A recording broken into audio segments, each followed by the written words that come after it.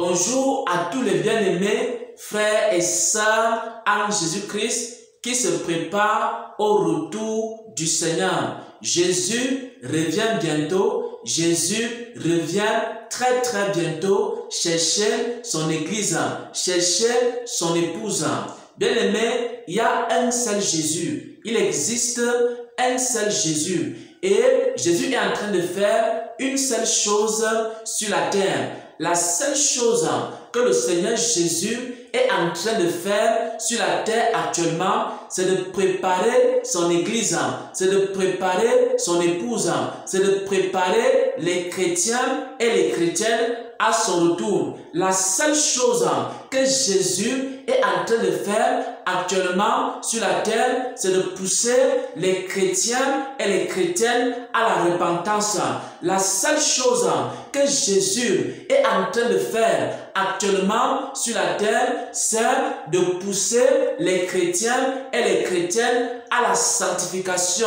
La seule chose que Jésus est en train de faire actuellement sur la terre, c'est de purifier son église, c'est de purifier son peuple, c'est de laver la robe de son épouse afin que son épouse soit prête à son retour. Maintenant, s'il y a un ministère qui est en train de prêcher autre chose sur la terre à l'heure actuelle, qui est en train de prêcher autre chose que le retour de Jésus-Christ, ce ministère, le Seigneur n'est pas dans ce ministère. S'il y a un ministère qui est en train d'enseigner autre chose que la repentance et la sanctification, le Seigneur Jésus n'est pas dans ce ministère. Pourquoi? Parce qu'il y a un seul Jésus et Jésus est en train de faire une seule chose sur la terre à l'heure actuelle, c'est de préparer son église, c'est de préparer son épouse à son retour.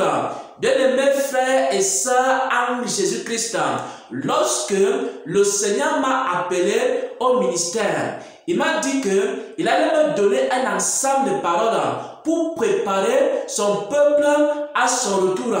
Et toutes les paroles que le Seigneur m'a données, bien aimés, ce n'étaient que des paroles de repentance et des paroles de sanctification, bien aimés. Toutes les paroles que le Seigneur m'a données pour son église, ce ne sont que des paroles de repentance, ce ne sont que des paroles de sanctification.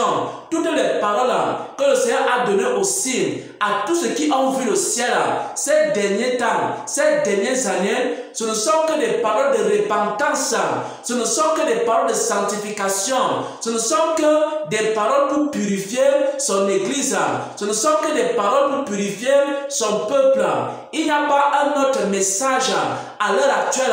Le seul message, c'est le message de la sanctification. Sanctifiez-vous, frères et sœurs. Préparez-vous au retour du Seigneur, parce que le Seigneur arrive, il est à la porte. Et bientôt, tous ceux qui vont accepter le message de la sanctification. Pourquoi? Parce qu'il y a plusieurs serviteurs de Dieu qui ont été envoyés avec un seul message. La repentance, la sanctification, la repentance, la sanctification. Ils sont nombreux sur la terre. Ils sont nombreux dans le monde. Ils prêchent un seul message. Parce qu'il y a un seul Jésus qui fait une seule chose. C'est de sanctifier l'église. C'est de sanctifier son peuple. C'est de laver la robe de son épouse. Ils sont nombreux et ils prêchent un seul message, sanctifiez-vous. Un seul message, repentez-vous. Un seul message, lavez vos robes. Un seul message, mettez de l'ordre dans votre vie. Parce que Jésus arrive, il viendra prendre les sanctifier. Voilà le message, le seul message qui doit être prêché actuellement sur la terre. Pourquoi? Parce que Jésus aussi est en train de faire une seule chose, c'est de sanctifier son église. Pendant que Jésus sanctifie son église, toi tu ne dois pas être en train de prêcher la prospérité. Pendant que Jésus sanctifie son église, toi tu ne dois pas être en train de prêcher les mariages. Pendant que Jésus sanctifie son église, Si toi tu es en train de prêcher les visas et tout le reste des choses, tu es hors sujet. Jésus n'est pas dans ton ministère. Jésus est dans les ministères à l'heure actuelle qui prêche la sainteté et qui prêche la repentance. Et maintenant, voici ce que le Seigneur m'a révélé et qu'il a aussi révélé à plusieurs personnes.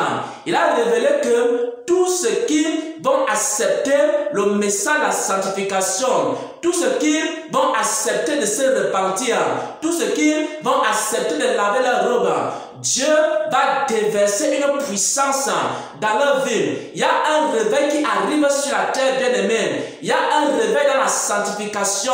Il y a un réveil pour tous ceux qui vont accepter de se repentir. Il y a un réveil qui arrive sur la terre. Le dernier réveil de l'Église arrive sur la terre. Mais ce réveil est basé sur la sanctification. Tous les hommes et les femmes, tous les chrétiens et les chrétiennes, tous les serviteurs de Dieu, tous ceux qui vont accepter de se repentir, tous ceux qui vont accepter de marcher dans la sainteté, tous ceux qui vont accepter de laver leur robe, tous ceux qui vont accepter de marcher dans la sanctification du corps, la sanctification de l'âme, la sanctification de l'esprit, tous ceux qui vont accepter de se dépouiller des œuvres des ténèbres, de se dépouiller de tout ce qui ne plaît pas à Dieu, vont expérimenter un puissant réveil avec des grands miracles, avec des grands signes, avec des grands prodiges. Un réveil arrive sur la terre, c'est le réveil des sanctifiés. Pour faire partie de ce réveil, il faut que maintenant tu commences à laver ta robe.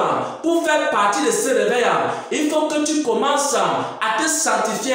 Pour faire partie de ce réveil, il faut que tu commences à te purifier. Le Seigneur Jésus est en train de préparer des dons apostoliques qu'il va donner à ses serviteurs, qu'il va donner à ses servantes. Comme il le dit dans Jean 2, à partir du verset 28, il y aura quoi? Des signes, des prodiges. L'Esprit sera répandu. La gloire de Dieu sera répandue. Et vous verrez les miracles de Dieu. Mais ceux qui vont bénéficier de ces miracles, ce sont des hommes et des femmes qui vont accepter de se repentir, qui vont accepter de se sanctifier, qui vont accepter de laver leur robe. Alors, le Seigneur Jésus va déverser sa gloire. Et ça sera quoi? Le dernier réveil. Et Jésus viendra chercher son église. Il viendra chercher son épouse. Et pour terminer, j'aimerais que nous puissions entrer dans les Écritures. Je vais prendre ici un passage des Écritures. Ce passage est tiré du livre d'Apocalypse au chapitre 3 à partir du verset 19. C'est ici l'église de Laodicée. Pourquoi? Parce que l'église actuelle est aussi dans la même condition que l'église de Laodicée. Au verset 17, Apocalypse 3, verset 17, il est écrit: parce que tu dis, je suis riche, je me suis enrichi, je n'ai besoin de rien, et tu ne sais pas que tu es malheureux. L'église actuelle ne sait même pas qu'elle est malheureuse. Tu ne sais pas que tu es misérable. L'église actuelle n'est même pas consciente qu'elle est misérable. Tu ne sais pas que tu es pauvre. L'église actuelle ne reconnaît même pas sa pauvreté spirituelle. Tu ne sais pas que tu es aveugle et tu ne sais pas que tu es nu. Maintenant, au verset 18, le Seigneur Jésus dit: je te conseille d'acheter de moi de l'or éprouvé par le feu, afin que tu deviennes riche, et des vêtements blancs, afin que tu sois vêtu. C'est-à-dire quoi? Jésus va vêtir cette église-là. Il va lui donner quoi? Des vêtements blancs. Et c'est ce que Jésus est en train de faire actuellement. Il est en train de donner les vêtements blancs à cette église-là de Laodicée. Il est en train de donner des vêtements blancs à cette dernière église-là. Et c'est par le message de la sanctification et la repentance. Et tous ceux qui vont accepter de se repentir et de se sanctifier, ils vont donc recevoir des vêtements blancs, la tenue des noces de l'agneau, la sainteté et la pureté qui leur permettra d'entrer dans le royaume des cieux. Et il dit maintenant: moi je reprends et je corrige tout ce que j'aime. Donc, tout ce que le Seigneur Jésus est en train de faire actuellement, c'est de reprendre son église, c'est de réprimander son église, c'est de corriger son église. Apocalypse 3 au verset 19, le message qui va être prêché, c'est réprimander et corriger l'église, afin que l'église revienne à la vérité, afin que l'église puisse à nouveau être vêtue des vêtements blancs. C'est ce que le Seigneur est en train de faire actuellement sur la terre. Il n'y a pas un autre message. Si dans ton église, on ne prêche pas le retour du Seigneur, Jésus n'est pas dans ton église. Si dans ta dénomination, on ne prêche pas la repentance, Jésus n'est pas dans ta dénomination. Si dans ta congrégation, on ne prêche pas la repentance, on ne prêche pas le retour du Seigneur, Jésus n'est pas dans ta congrégation.